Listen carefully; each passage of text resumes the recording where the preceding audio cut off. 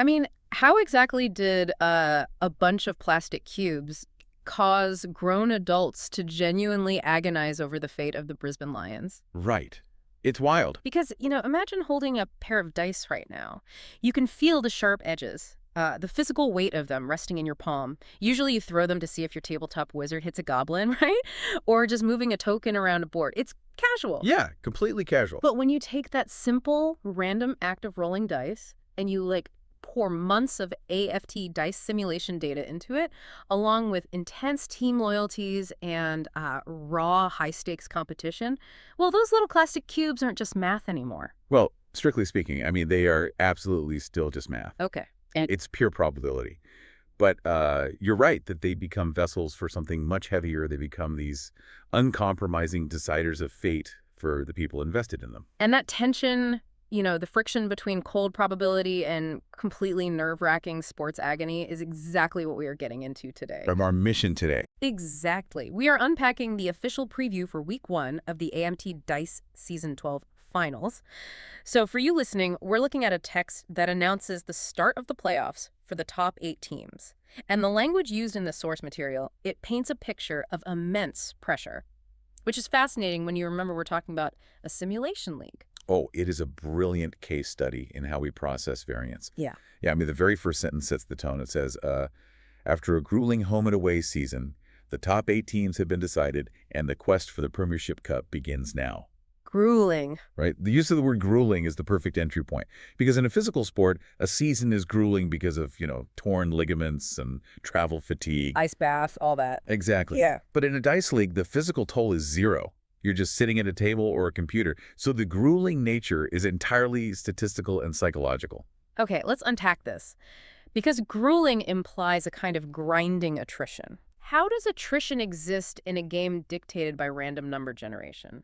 If I roll a 20-sided die today, it has the exact same odds as it will tomorrow. Right. But it's grueling because of the law of large numbers. Okay, walk me through that. Well, a home and away season in a simulation league is essentially a massive sample size designed to force regression to the mean. Meaning the luck evens out eventually. Precisely. Let's say a team has a superior underlying strategy. Maybe their roster construction gives them like a +1 modifier to their defensive rolls. Or they have a mechanic that allows them to re-roll critical failures. So they have a mathematical edge. Yeah, an edge. Yeah. But over a 2-game stretch, variance might cause them to lose to a mathematically inferior team. The dice just run cold. Right. Anybody can get unlucky for a weekend. Exactly. But over a 20-game season, the math eventually flattens out the luck. The teams with the best modifiers mathematically rise to the top. So the grueling part is the emotional whiplash the managers endure waiting for that math to stabilize. Oh, wow. So you just have to sit there and take it. You do. You have to endure weeks of bad statistical variance, trusting your underlying numbers, until you finally secure a spot in that top 8. So surviving the regular season is basically proof that your underlying math is fundamentally sound. Yes. But that brings us to the transition into the finals, and this is where I want to push back on the idea that the better team always wins. Okay, let's hear it. The source material specifically contrasts the minor premiers looking to assert their dominance with the underdogs fighting to keep their season alive. Right.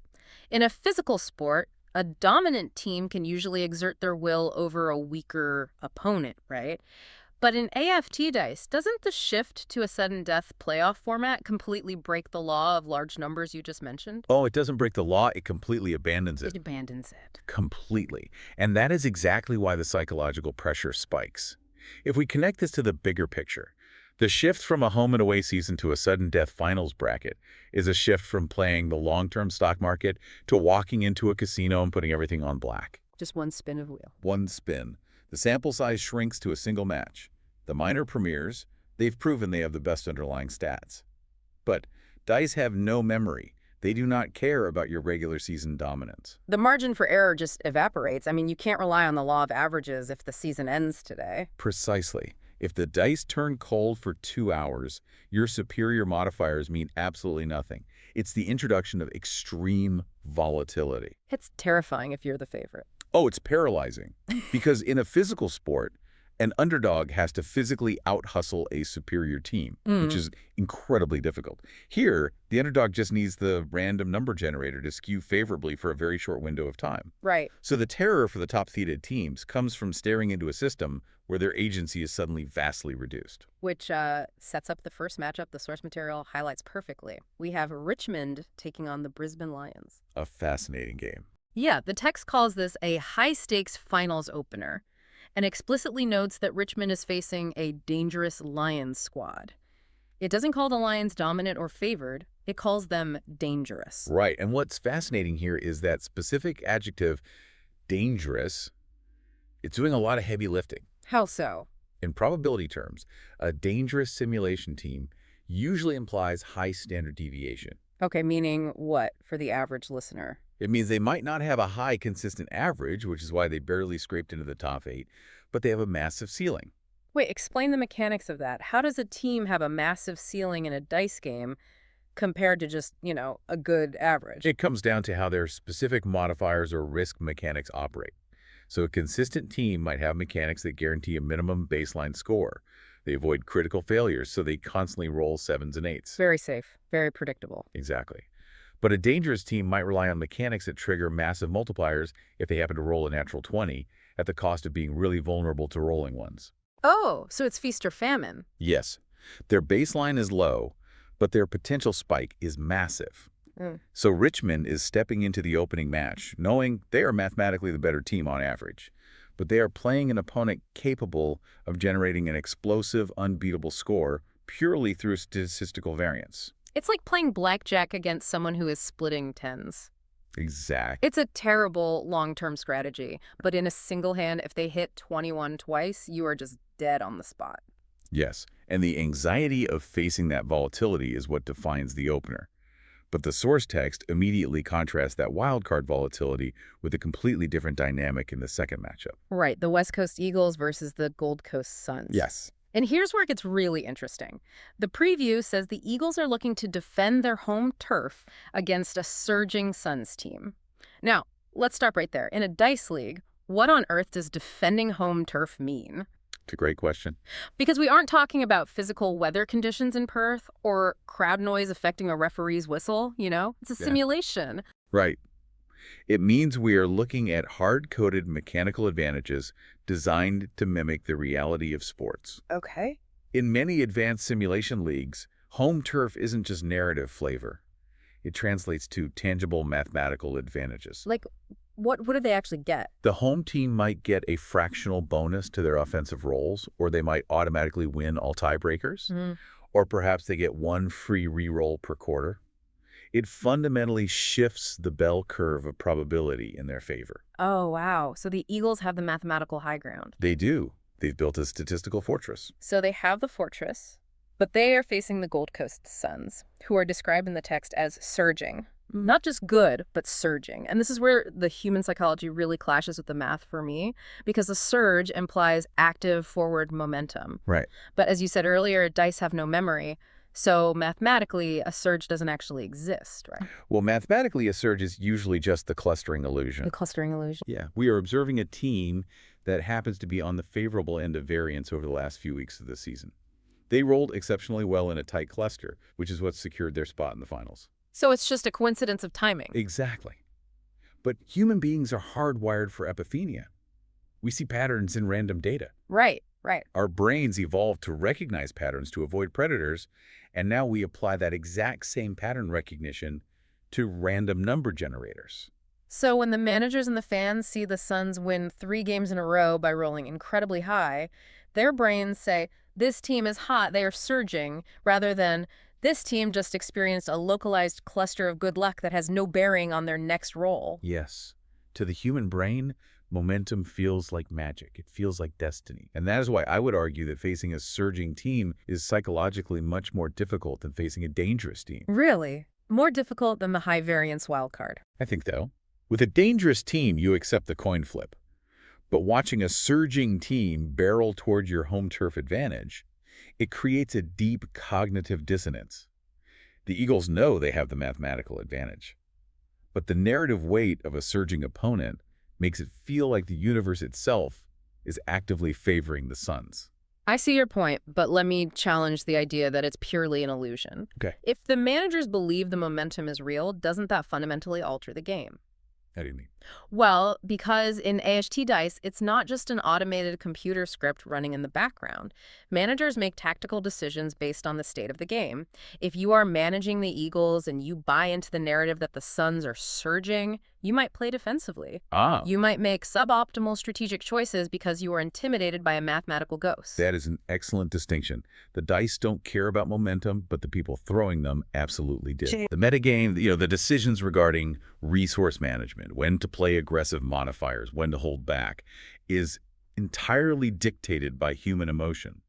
The illusion of momentum causes managers to abandon fundamentally sound strategies. They panic. And that panic is what actually loses them the game, not the dice. Spot on. Which brings us to the second half of the bracket. Right. If the first two matchups are defined by variance and momentum, the final two matchups pivot entirely into history and scale. Yeah, so the third matchup is North Melbourne against Hawthorn. And the source doesn't talk about modifiers, wildcards, or home turf. It strips all of that away and simply says, a classic rivalry takes center stage in this must-win finals clash. Classic rivalry. Think about what that requires in a simulation. Grudges. Exactly. It means these two teams have a history of crossing paths in critical, agonizing ways in previous seasons. There's bad blood. There's a narrative history of vengeance. But again, to play devil's advocate here, the dice don't know it's a rivalry. The dice don't. But the managers are playing a metagame against each other. When a match is a classic rivalry, the psychological pressure shifts from just advancing in the tournament to the sheer bitter necessity of not letting that specific person beat you. It becomes personal. Extremely personal. If you lose to a surging Gold Coast team, it's unfortunate variance. If you lose to your bitter, classic rival, it's a personal humiliation. So how does that manifest at the table? Like, do they actually play differently? Almost always. In rivalry games, managers tend to overcommit resources. Oh, interesting. Yeah, they might burn through their limited strategic rerolls early in the game just to establish dominance, leaving them mathematically vulnerable in the late game. Just to send a message. Yes. The emotional desire to crush a rival actively degrades their statistical discipline. And it makes you wonder about the long-term costs. It's a must-win finals clash, obviously. But if North Melbourne beats Hawthorn, the emotional release of conquering their rival might be so immense that they experience a psychological letdown. A hangover effect. Yeah. They treat this quarterfinal as if it were the grand final, which perfectly contrasts with our last matchup, Port Adelaide versus Essendon. Yes, the heavyweights. Right. The source describes this as two heavyweights collide in a blockbuster battle for a path to the grand final. Notice the stark difference in framing there. It doesn't mention rivalry or bad blood. Heavyweights implies two teams built on incredibly high floors. So they aren't volatile. No, they aren't the dangerous wildcard Lions relying on high variance, and they aren't relying on a lucky surge. These are teams with elite, consistent statistical models. They are the blue-chip stocks of the AFT Dice League. Exactly. When heavyweights collide, you aren't expecting a volatile, unpredictable shootout. You're expecting a grueling, drawn-out battle of fundamentals where the underlying math just grinds against itself. It's a war of attrition. It is. And critically, look at the prize mentioned in the text. It's a battle for a path to the grand final. So what does this all mean for the bracket as a whole?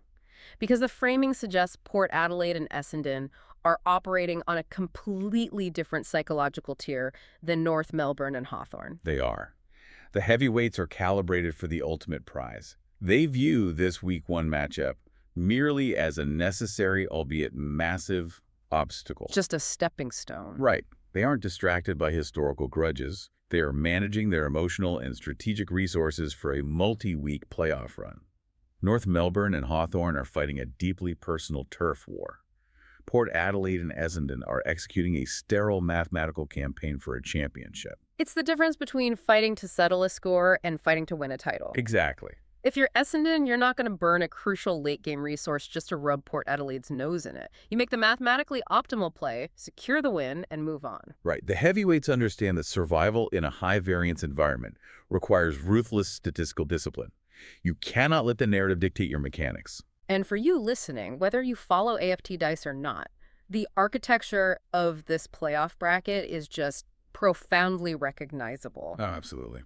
We started with a few brief sentences previewing week 1 of season 12, but look at the psychological ecosystem we just uncovered. You have the transition from the ruling law of averages regular season into the terrifying sudden death variance of the finals. Hmm. You have the high ceiling wild cards facing down consistent favorites. You have the mathematical fortress of home turf being assaulted by the psychological illusion of momentum.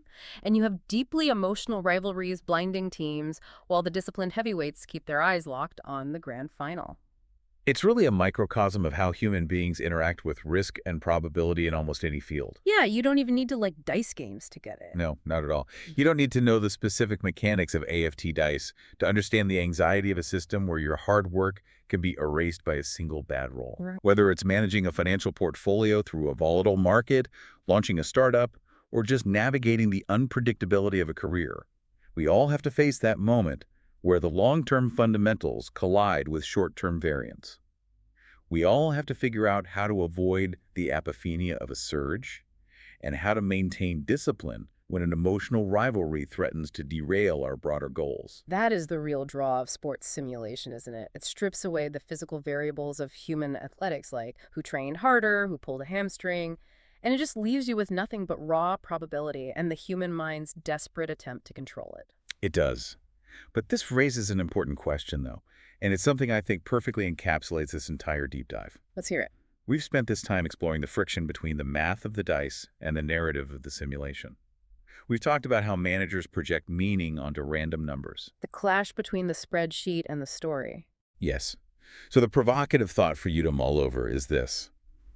In this specific simulation, we know the underlying mechanism is just a random number generator. We know the drama is mathematically manufactured. Right. But think about the real world. Think about a physical sport or the stock market or the trajectory of a political campaign. We assume those things are entirely dictated by skill, effort, and tangible reality. But how much of the triumph and heartbreak in the real world is actually just the exact same underlying statistical variance? How much of real-world momentum or a heavyweight rivalry is just us projecting a compelling narrative onto a cluster of random variables we simply don't have the math to comprehend? Oh, wow. Are we always just playing a dice game and pretending we're not? That is a haunting place to leave it. Because when you hold those plastic cubes, you're really holding a mirror up to how we try to rationalize an incredibly random universe. Thanks for jumping into the deep dive with us.